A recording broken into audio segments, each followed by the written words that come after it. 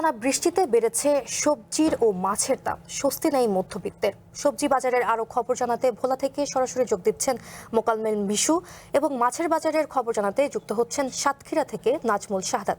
প্রথমে যেতে চাই ভোলায় মিশুর কাছে। মিশু, আপনি তো এই মুহূর্তে ভোলায় রয়েছেন, সেখানে টানা বৃষ্টির কারণে মাছের সরবরাহ কেমন দেখছেন জানাবেন। এছাড়াও জানতে চাই ক্রেতা বিক্রেতারা কি বলছেন। গত কয়েকদিনের এই দুর্যোগপূর্ণ আবহাওয়ার কারণে ভোলায় কিন্তু থেমে থেমে হালকা থেকে মাঝারি বৃষ্টি হচ্ছে। এছাড়া দুর্যোগপূর্ণ আবহাওয়ার কারণে যে নদ নদী উত্তাল থাকায় জেলেরা ঠিকমতো মাছ শিকার করতে পারছেন না। বিশেষ করে নদীতে যে জোয়ারের পানি বেড়ে যাওয়াতে জেলেরা মাছ ধরতে হিমশিম খাচ্ছেন।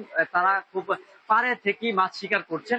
আর এই বৈরী আবহাওয়ার সরাসরি যে প্রভাবটা পড়েছে কিন্তু এই দ্বীপ জেলা ভোলার মাছের বাজারে, এবং এখানে কিন্তু নদীর মাছ নেই বললেই চলে। আপনি দেখতে পাচ্ছেন আমার পেছনে যে সারিবদ্ধভাবে বিক্রেতারা রয়েছে, তারা শুধুমাত্র এখন অনেকটা পুকুরের মাছের উপরেই নির্ভর করে আছেন, কারণ এই বৈরী আবহাওয়াতে নদীতে জেলেরা মাছ শিকার করতে হিমশিম খাওয়ার কারণে এই পরিস্থিতিটা তৈরি হচ্ছে।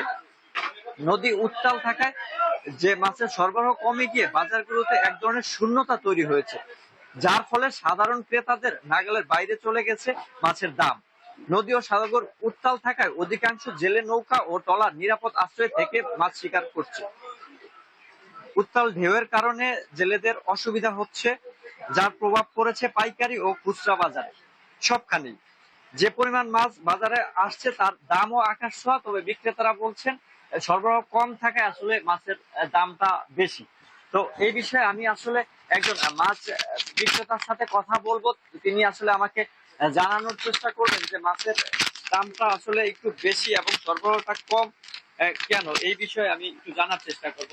আসলে যে এইখানে আপনাদের আগে তো দেখতাম নদীর মাছও থাকতো, এখন অসুবিধাটা কি আর দামটা বেশি কেন? আবহাওয়ার কারণে নদীতে মাছ কম, সেজন্য মাছ এখন আর পাওয়া যায় না। সেজন্য পুকুরের মাছটা একটু চাহিদা একটু বেশি।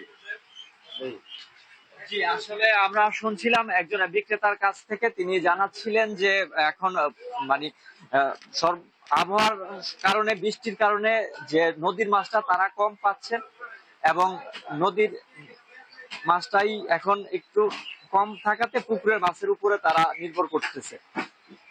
তো এছাড়া যে দুর্যোগপূর্ণ আবহাওয়ার কারণে আমি এই বিক্রেতাদের সাথে কথা বলেছি, তারা বলছে যে তাদের বেশি দামে মাছ কিনতে হচ্ছে, এই জন্য আবার তারা বেশি দামে বিক্রি করতে হচ্ছে।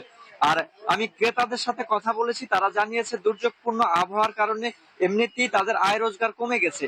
এছাড়া মাছের দাম বাড়তি হওয়াতে তারা অনেকটা বিপাকে পড়েছে।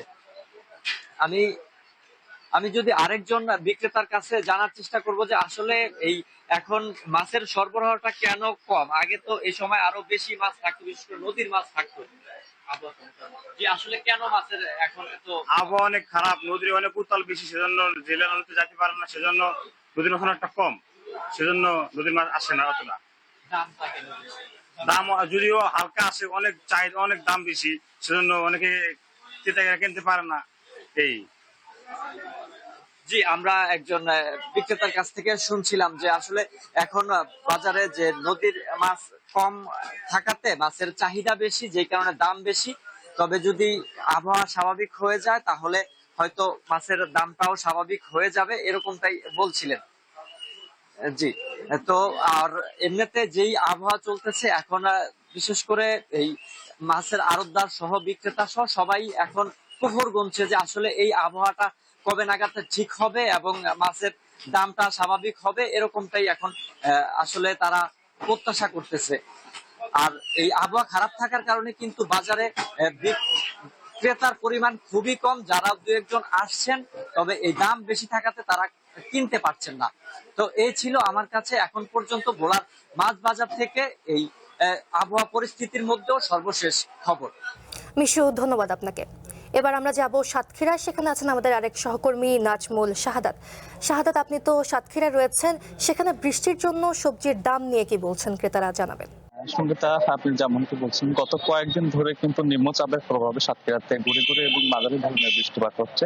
আর এই বৃষ্টিপাতের ফলে সবচেয়ে যে বড় যে সমস্যাগুলো আসলে এখানে যে কাঁচা বাজার যে ধরনের সবজি বিক্রি হয়, সে ধরনের সবজির দাম হলো বেড়ে গেছে।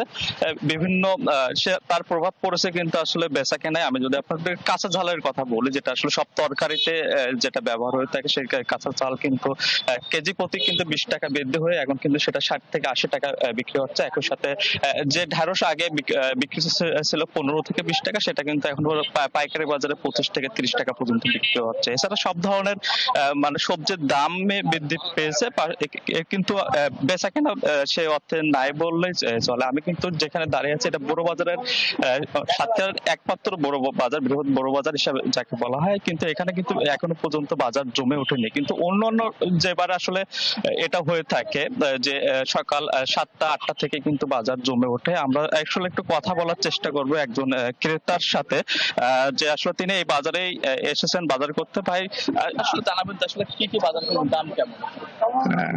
এমনি মাঝামাঝি আছে, মোটামুটি ক্রয়ের ক্ষেত্রে আছে। দাম বৃদ্ধি পেয়েছে কোন কোন জিনিসের?